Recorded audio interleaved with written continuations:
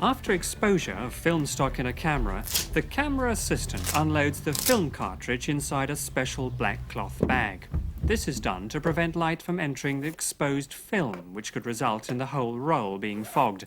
At the same time, a roll of unexposed stock is loaded into the cartridge, ready for use.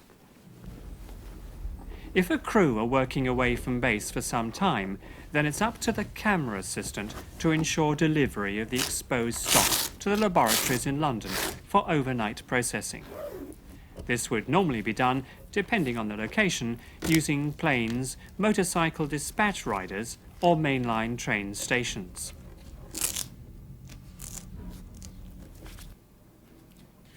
And of course, accurate labelling of each roll is essential for future identification.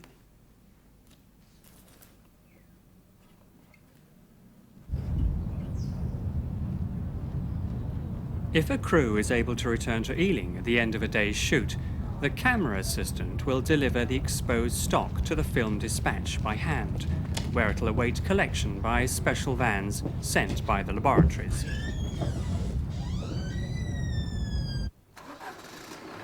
This is where a roll of exposed film begins its journey to the syncing up bench. After being processed and contact printed to produce a rush print, the rolls of film are delivered back to base. At this stage, the negatives are held by the laboratories for later negative cutting. The rushes, as they're more commonly known, are now ready for viewing by the Programme Services Manager. OK, ready to run, please.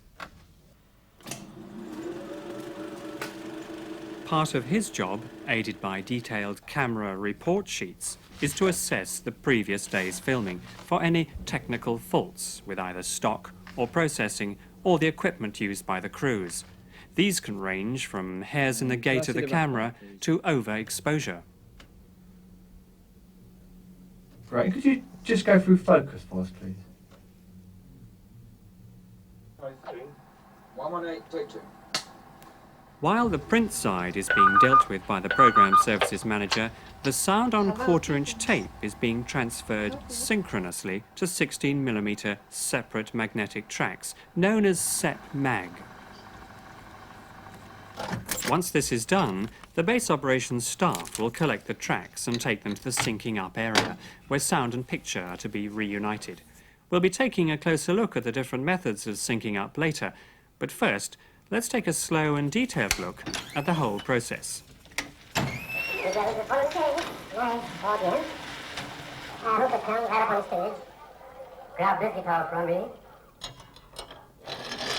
The heart of the process is the syncing up bench and, of course, the picture synchronizer. But before we can begin, preparation of the bench is necessary. The first task is to assemble the take-up arm, which has a long spindle connected to a handle and allows several split take-up spools to be put alongside each other and provides easy access to the film or stock. Each spool is separated via a small spring which is held in position by a clamp. At the opposite end of the bench is the film horse, which basically consists of metal supports that allow rolls of film and track, together with blue and white spacing, to be moved back and forward freely. Now the bench is prepared, the syncing up of sound and picture can begin. Spacing is placed into the picture synchronizer and wound through in equal amounts onto the take-up spools. White spacing for film and blue for track.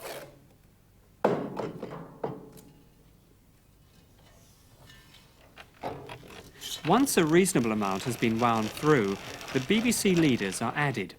These are essential to syncing up as they contain identical countdowns and sync crosses, which are used as the starting point for all viewing, to ensure perfect synchronization of film and sound. This is done by using the tape splicer to cut the spacing and join the leaders on. One important point to remember is to keep a clean and tidy working environment at all times, as it's very easy to accumulate odd film trims on the benches from previous rolls, which could lead to problems. But different people have different ways of working and setting up the equipment, and you'll soon settle into your own routine.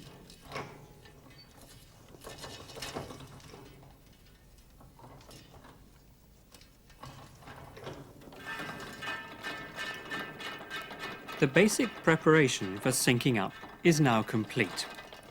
Printed into the negative is a set of edge or key numbers, which should have been printed through to the rushes. They are there for later use at the negative cutting stage, and it's essential that the base operations assistant make sure this has been done. Otherwise, the whole process, from syncing up to the final edit, will have been a complete waste of time and money.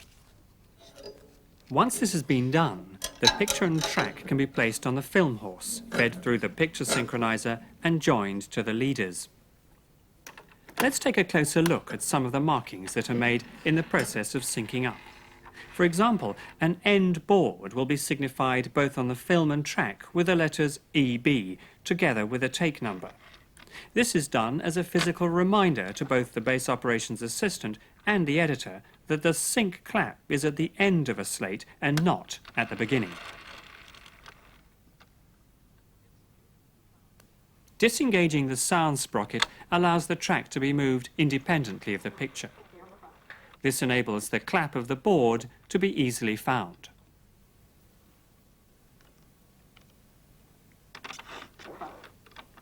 Identical markings will then be made on the track as on the picture, the only difference being that the sync mark for the sound clap is 3 parallel lines, whereas for the physical picture clap, it's a cross. The two can then be locked in sync.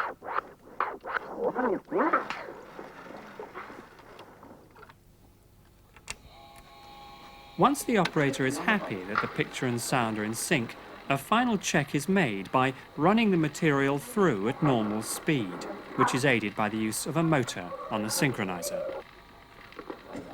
Base Operations Assistant Alan Westlake explains some of the problems that can occur during syncing up. There can be many problems in syncing up, assuming that the print is okay and it has its key numbers, and the mag has been transferred at the correct speed, assuming that's all okay. There are problems like missed boards or mute end boards, out of focus boards. If it's, for instance, an end board, there's all sorts of technical reasons for putting a board on the end of a shot. It might be panning down a building where it's impossible to get a front board on. One take one on the end. Or if a cameraman is doing an interview, for instance, and you can't get a board on the front of a shot. After completion of all syncing up, end sync marks are put on each roll. The purpose of this is twofold. Firstly, after the base operations assistant has finished each job, he must view the material on a Steenbeck viewing machine. But to save rewinding back to the beginning, he can lace up the rolls tail out and still check that they're in sync by starting off at these marks.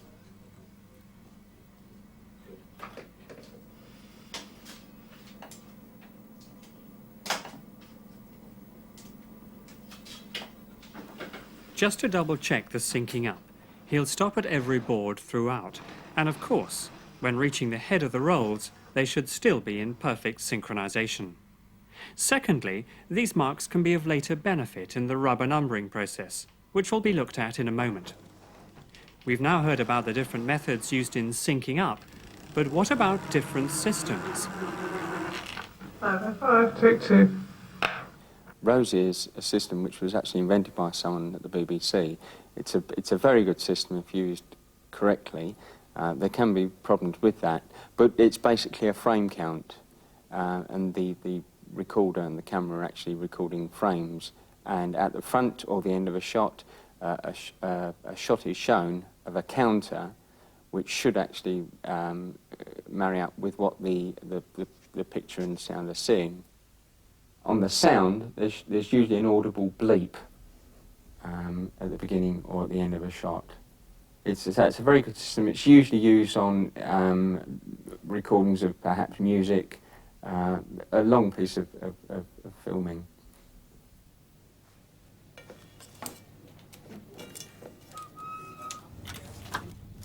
The final stage before the rolls of picture and track are ready for the editors to assemble into a cutting copy is rubber numbering. This is where a series of individual coloured numbers are printed along the edge, at exactly the same point of both the print and the sound, starting at the leader sync marks and finishing at the tail sync marks. The combinations of letters used is dictated by the individual production.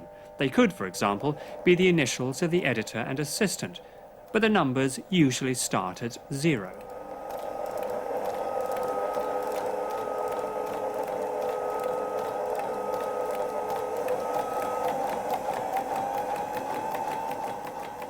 This process is of great help to editors, as it gives them sync references once the clapperboards have been removed during editing. Great care must be taken to ensure the numbers are clearly and correctly printed. Mistakes will cause a great deal of inconvenience, as blanking out and reprinting will have to take place.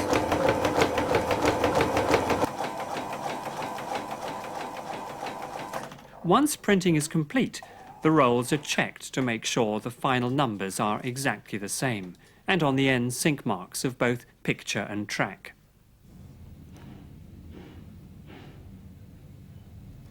When he's satisfied that everything is okay, the material is placed back in its box and put on the shelf, ready for collection by the assistant editor. There's one method of syncing up that we haven't yet talked about, and that's the mic tap. But what is it, and when would it be used? Let's leave the final words to Alan. A mic tap is used usually on the end of a shot. This is when someone can't clap a board or clap their hands, and it's usually a system of someone will tap the mic once, twice or whatever. Again, gives us some sort of reference. This can be used sometime in interview situations where you can't get a board on or it's not possible to use a board, or perhaps in when someone's speaking and obviously you don't want to make too much noise, so a mic tap isn't really audible to people around, but it is to when you're syncing up. That's actually on the soundtrack. And usually the recordist or whatever would tap the mic once or twice. Syncing up can be fairly straightforward.